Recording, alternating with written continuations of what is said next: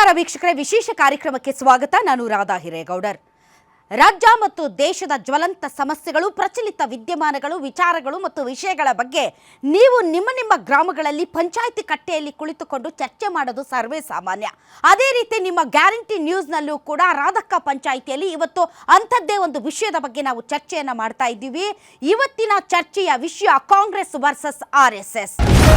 Congress versus RSS. ಹೌದು, ಪ್ರಿಯಾಂಕ್ ಖರ್ಗೆ ಅವರು RSS ಅಂದರೆ ಸಂಘ ಪರಿವಾರದ ಚಟುವಟಿಕೆಗಳನ್ನು ಬ್ಯಾನ್ ಮಾಡಬೇಕು, ನಿಷೇಧ ಮಾಡಬೇಕು ಅನ್ನುವಂತಹ ಪತ್ರದ ನಂತರ ನಡೆದಂತಹ ಬೆಳವಣಿಗೆಗಳು ಸಂಘ ಪರಿವಾರ ಮತ್ತು ಕಾಂಗ್ರೆಸ್ ನಡುವೆ ಅತ್ಯಂತ ದೊಡ್ಡ ಕಂದಕವನ್ನು ಸೃಷ್ಟಿ ಮಾಡಿದೆ.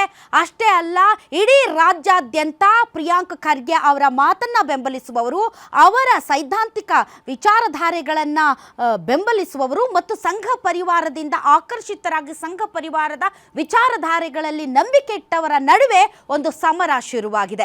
ಲೇಟೆಸ್ಟ್ ಡೆವಲಪ್ಮೆಂಟ್ ಏನು ಅಂತಂದರೆ, ಪ್ರಿಯಾಂಕ್ ಖರ್ಗೆ ಅವರ ಪರವಾಗಿ ಅವರದೇ ಕಮ್ಯುನಿಟಿಯ ಕೆಲವು ಸಂಘಟನೆಗಳು ನಿಂತುಕೊಂಡಿವೆ.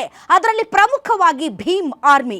ಎಸ್, ಭೀಮ್ ಆರ್ಮಿ ಬೌದ್ಧ ಧರ್ಮದ ಮತದಲ್ಲಿ ನಂಬಿಕೆ ಇಟ್ಟು ಬಂದಂತಹ ಒಂದು ಸಂಘಟನೆ. ವೆರಾಸ್ ಪ್ರಿಯಾಂಕ್ ಖರ್ಗೆ ಅವರು ಕೂಡ ಅದೇ ಧರ್ಮವನ್ನ ನಂಬುತ್ತಿರುವವರು. ಹೀಗಾಗಿ ಪ್ರಿಯಾಂಕ್ ಖರ್ಗೆ ಅವರು ಸಂಘ ಪರಿವಾರವನ್ನು ವಿರೋಧಿಸ್ತಾ ಇರುವುದು ಈಗ ಕಾಂಗ್ರೆಸ್ ಭೀಮ್ ಆರ್ಮಿ ಅಂತಹ ದಲಿತ ಸಂಘಟನೆಗಳ ಭುಜಗಳ ಮೇಲೆ ಗನ್ನನ್ನು ಇಟ್ಟು ಸಂಘ ಪರಿವಾರವನ್ನು ಟಾರ್ಗೆಟ್ ಮಾಡ್ತಾ ಇದೆ ಅನ್ನುವಂತಹ ವಾತಾವರಣ ಸೃಷ್ಟಿಯಾಗಿದೆ. ಸ್ವಲ್ಪ ಹಿಂದಕ್ಕೆ ಹೋದರೆ ಬಾಬಾ ಸಾಹೇಬ್ ಅಂಬೇಡ್ಕರ್ ಅವರು ಹೇಳ್ತಾರೆ, ನೀವು ಇತಿಹಾಸವನ್ನು ಅರಿಯದೇ ಇದ್ದರೆ ಇತಿಹಾಸವನ್ನು ಸೃಷ್ಟಿಸುವುದಕ್ಕೆ ಸಾಧ್ಯ ಇಲ್ಲ. ಪ್ರಾಚೀನ ಭಾರತದ ಕ್ರಾಂತಿ ಮತ್ತು ಪ್ರತಿಕ್ರಾಂತಿ ಅನ್ನುವಂತಹ ಪುಸ್ತಕದಲ್ಲಿ ಬೌದ್ಧ ಧರ್ಮ ಮತ್ತು ಬ್ರಾಹ್ಮಣ್ಯವಾದದ ನಡುವೆ ನಡೆದಂತಹ ಭೀಕರ ಕಾಳಗವೇ ಭಾರತದ ಇತಿಹಾಸ ಅಂತ ಹೇಳಿದ್ದಾರೆ. ಸೊ ಇಂತಹ ಪರಿಸ್ಥಿತಿ ರಾಜ್ಯದಲ್ಲಿ ಮತ್ತೆ ಮರುಕಳಿಸ್ತಾ ಇದೆಯಾ? ಸಂಘ ಪರಿವಾರದ ವಿಚಾರಧಾರೆಗಳಿಗೂ ದಲಿತ ಸಂಘಟನೆಗಳಿಗೂ ಮಧ್ಯೆ ನಡೀತಾ ಇರುವಂತಹದ್ದು ಏನು ಅನ್ನೋದರ ಬಗ್ಗೆ ಇವತ್ತಿನ ರಾಧಕ್ಕ ಪಂಚಾಯಿತಿಯಲ್ಲಿ ನಾವು ಚರ್ಚೆ ನಡೆಸ್ತೀವಿ. ಈ ಚರ್ಚೆಯಲ್ಲಿ ಪಾಲ್ಗೊಳ್ಳೋದಕ್ಕೆ ವಿಶೇಷ ಅತಿಥಿಗಳು ನಮ್ಮೊಂದಿಗಿದ್ದಾರೆ. ಅವರನ್ನು ನಾನು ಪರಿಚಯಿಸೋದಕ್ಕಿಂತ ಮುಂಚೆ ನಿಮ್ಮ ಅಭಿಪ್ರಾಯವನ್ನು, ನಿಮ್ಮ ಸಲಹೆ ಸೂಚನೆಗಳನ್ನು ಮಂಡಿಸೋದಕ್ಕೆ ತಮ್ಮ ಪರವಾಗಿ ಅಂದರೆ ವೀಕ್ಷಕರ ಪರವಾಗಿ ಸಾಕಷ್ಟು ಜನ ಅತಿಥಿಗಳು, ಆಡಿಯನ್ಸ್ ನಮ್ಮೊಂದಿಗೆ ಇದ್ದಾರೆ. ಬನ್ನಿ ಮೊದಲಿಗೆ ಅವರನ್ನು ವೆಲ್ಕಮ್ ಮಾಡೋಣ. ತಮ್ಮೆಲ್ಲರಿಗೂ ಕೂಡ ರಾಧಕ್ಕ ಪಂಚಾಯಿತಿ ವಿಶೇಷ ಕಾರ್ಯಕ್ರಮಕ್ಕೆ ಸ್ವಾಗತ. ಅದೇ ರೀತಿ ಇವತ್ತಿನ ಗೆಸ್ಟ್ ಮಾಜಿ ರಾಜ್ಯಸಭಾ ಸದಸ್ಯರು, ಕಾಂಗ್ರೆಸ್ನ ಹಿರಿಯ ನಾಯಕರು ಎಲ್ ಹನುಮಂತಯ್ಯನವರು ಜಾಯ್ನ್ ಆಗಿದ್ದಾರೆ. ಸರ್, ತಮಗೆ ವಿಶೇಷ ಕಾರ್ಯಕ್ರಮಕ್ಕೆ ಸ್ವಾಗತ. ಬಿಜೆಪಿಯ ಹಿರಿಯ ನಾಯಕರು, ಮಾಜಿ ವಿಧಾನ ಪರಿಷತ್ ಸದಸ್ಯರು ಅಶ್ವಥ್ ನಾರಾಯಣ ಅವರು, ಸರ್ ತಮಗೂ ಸ್ವಾಗತ. ಭೀಮ್ ಆರ್ಮಿ ಸಂಘಟನೆಯ ರಾಜ್ಗೋಪಾಲ್ DS ನಮ್ಮೊಂದಿಗೆ ಜಾಯ್ನ್ ಆಗಿದ್ದಾರೆ. ಸರ್ ತಮಗೂ ಕೂಡ ಸ್ವಾಗತ.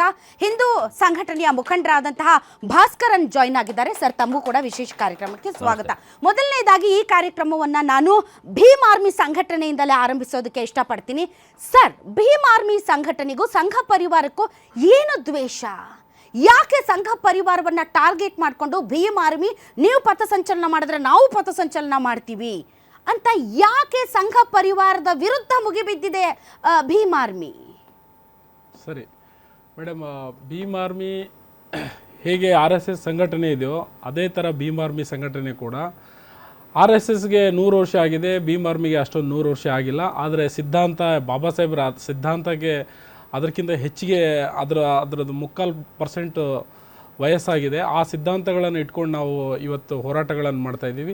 ಯಾವುದೇ ಒಬ್ಬ, ನಮ್ಮ ಸಿದ್ಧಾಂತ ಏನಪ್ಪ ಅಂತಂದರೆ, ದಲಿತ, ಹಿಂದುಳಿದ, ಅಲ್ಪಸಂಖ್ಯಾತರ ಮೇಲೆ ಯಾರಾದರೂ ಅಟ್ಯಾಕ್ ಮಾಡಿದ್ರೆ ಅವರನ್ನು ಪ್ರೊಟೆಕ್ಟ್ ಮಾಡೋದೇ ನಮ್ಮ ಸಂಘಟನೆಯ ಒಂದು ಸಿದ್ಧಾಂತವಾಗಿದೆ, ಅವ್ರನ್ನ ಉಳಿಸೋದೆ. ಅದೇ ರೀತಿ ಏನು ಮಾಡಿದ್ದಾರೆ RSS ಅವರು, ಗುಲ್ಬರ್ಗದಲ್ಲಿ ಪಥಸಂಚಲನ ಮಾಡ್ತೀವಿ, ಅಲ್ಲಿ ಇಲ್ಲಿ ಮಾಡ್ತೀವಿ ಅಂತ ಹೇಳಿದಾಗ ಪ್ರಿಯಾಂಕ್ ಖರ್ಗೆ ಅವರು ಸಾಮಾನ್ಯವಾಗಿ ಒಂದು ಸ್ಟೇಟ್ಮೆಂಟ್ ಕೊಡ್ತಾರೆ. ಏನಂತ ನೋಡಿ, ನೀವು ಪಥಸಂಚಲನಾರ ಮಾಡಿ, ಬೈಠಾಕಾರ ಮಾಡಿ, ಆದರೆ ಸರ್ಕಾರದ ಒಂದು ಪರ್ಮಿಷನ್ ತೊಗೊಂಡು, ಅನುಮತಿ ತೊಗೊಂಡು ನೀವು ಮಾಡಿ ಅಂತ ಹೇಳ್ತಾರೆ. ಆದರೆ ಅದೇ ಪತ್ರ CM ಅವ್ರಿಗೆ ಬರ್ತಿದೆ. CM ಅವ್ರು ಆಯಿತು, ನೀವು ಹೇಳಿದ್ದು ಸರಿ ಇದೆ, ಸರ್ಕಾರಿ ಜಾಗಗಳಲ್ಲಿ ಮಾಡೋದಾದರೆ ಅನುಮತಿ ತೊಗೊಳ್ಳೇಬೇಕು, ನಿಮ್ಮ ವೈಯಕ್ತಿಕ ಜಾಗಗಳಲ್ಲಾದರೆ ನೀವು ಮಾಡ್ಕೊಳ್ಳಿ ಅಂತ ಸರ್ಕಾರ ಕೂಡ ಹೇಳ್ತಾರೆ. ನಾಟ್ ಓನ್ಲಿ RSS, ಎಲ್ಲ ನೀವು ಪ್ರಿಯಾಂಕ್ ಖರ್ಗೆ ಅವರ ಪರವಾಗಿ ಕೆಲಸ ಅದನ್ನೇ ನಾನು ಹೇಳ್ತೀನಿ. ನೋ ಪ್ರಿಯಾಂಕ್ ಖರ್ಗೆ ಅಂತ ಬರಲ್ಲ, ಇಲ್ಲಿ ವಿಚಾರ ಹೇಳ್ತೀನಿ ಕೇಳಿ.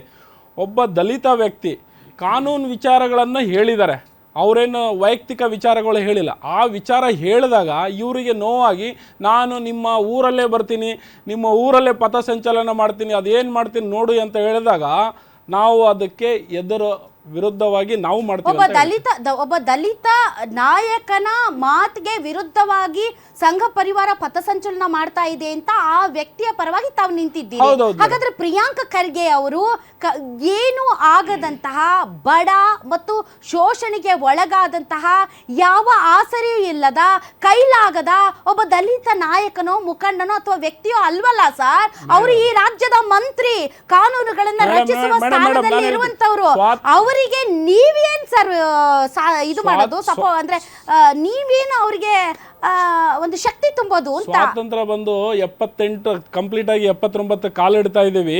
ಇವತ್ತು ಕೂಡ ಕರ್ನಾಟಕದಲ್ಲಿ ಒಬ್ಬ ದಲಿತನಿಗೆ CM ಸ್ಥಾನ ಕೊಡ್ಲಿಲ್ಲ. ಇಲ್ಲಿ ಇದೇ ಸಾಮಾಜಿಕ ಅಸಮತೋಲನ ಇದೆ. ಅದಕ್ಕೆ ನಾವು ಅವ್ರ ಬೆಂಬಲವಾಗಿದ್ದೀವಿ. ವಿರುದ್ಧ ಆಗ್ಬೇಕೆ ಹೊರತು ಸಂಘ ಪರಿವಾರದ ವಿರುದ್ಧ ಅಲ್ಲ. ಸಂಘ ಪರಿವಾರ ಸರ್ಕಾರ ನಡೆಸ್ತಾ ಇಲ್ಲ, ಕಾಂಗ್ರೆಸ್ ನಡೆಸ್ತಾ ಇರೋದು. ಕಾಂಗ್ರೆಸ್ ಇಲ್ಲಿಯವರೆಗೆ ಮುಖ್ಯಮಂತ್ರಿ ಮಾಡೋದಕ್ಕೆ ಸಾಧ್ಯ ಆಗಿಲ್ಲ ಈ ಶ್ರೇಣೀಕೃತ ಜಾತಿ ವ್ಯವಸ್ಥೆಯ ಆಧಾರದ ಮೇಲೆ ಅಂತ ನೀವು ಕಾಂಗ್ರೆಸ್ ವಿರುದ್ಧ ಫೈಟ್ ಮಾಡಬೇಕು.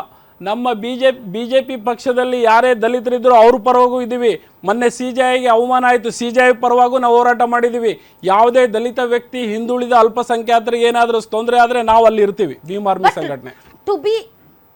ತುಂಬಾ ಫ್ರಾಂಕ್ ಆಗಿ ಮಾತಾಡೋದಾದ್ರೆ ನೀವು ಕಾಂಗ್ರೆಸ್ ಪರವಾಗಿ ಕೆಲಸ ಮಾಡ್ತಾ ಇದ್ದೀರಿ.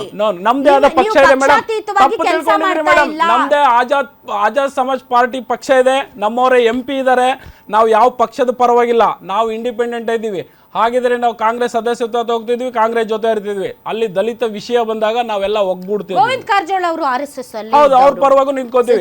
ಅವರಿಗೆ ಸಮಸ್ಯೆ ಆದಾಗ ಅವ್ರ ಪರವಾಗೂ ನಿಂತ್ಕೋತೀವಿ. ವಿಚಾರಧಾರೆಗಳನ್ನ ಒಪ್ತೀನಿ ಅಂತ ಹೇಳ್ತಾ ಇದ್ದಾರೆ. ಈ ರೀತಿ ಹಲವಾರು ದಲಿತ ನಾಯಕರು ಸಂಘ ಪರಿವಾರದ ಭಾಗವಾಗಿದ್ದಾರೆ. ಹಾಗಾದ್ರೆ ಅವ್ರು ನಿಮ್ ಭಾಗ ಅಲ್ವಾ? ಒಂದು ವಿಚಾರ ಹೇಳ್ತೀನಿ ಕೇಳಿ. ನಾನು 10 ವರ್ಷ RSS ಅಲ್ಲೇ ಇದ್ದೀನಿ. RSS ಸಂಘಟನೆಯಲ್ಲೇ ನಾನು ಪಳಗದವಿದ್ದೀನಿ. ಸದಾ ವತ್ಸಲೆ ಮಾತೃಭೂಮಿ ಅಂತ ಹೇಳಿದವನೇ ಇದ್ದೀನಿ. ಆದರೆ ವಿಚಾರ ಬಂದಾಗ ನಾವು ನಮ್ಮವ್ರ ಪರವಾಗಿ ನಾವು ನಿಂತ್ಕೊಂತೀವಿ.